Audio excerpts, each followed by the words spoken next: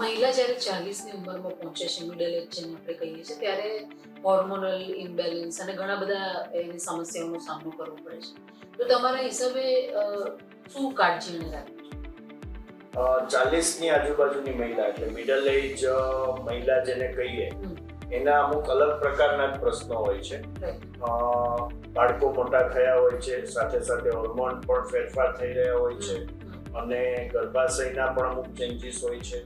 તો એમાં કોમનલી જોવા મળતી તકલીફોમાં એક ફાઇબ્રોઇડ યુટ્રસ અમે કહીએ છીએ કે ગર્ભાશયમાં 30% મહિલાઓને આશરે ફાઇબ્રોઇડ નામની ગર્ભાશયની ગાંઠ હોય છે.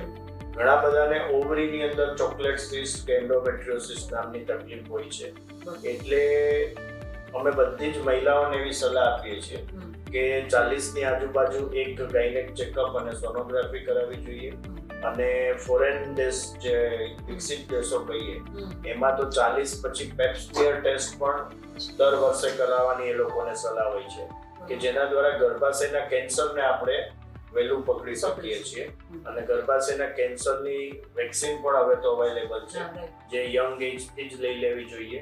તો 40ની આજુબાજુ દરેક મહિલાએ પોતાના શરીર માટે જાગૃત થઈ અને એક ચેકઅપ કે એનું નિવારણ ચોક્કસ કરવું જોઈએ.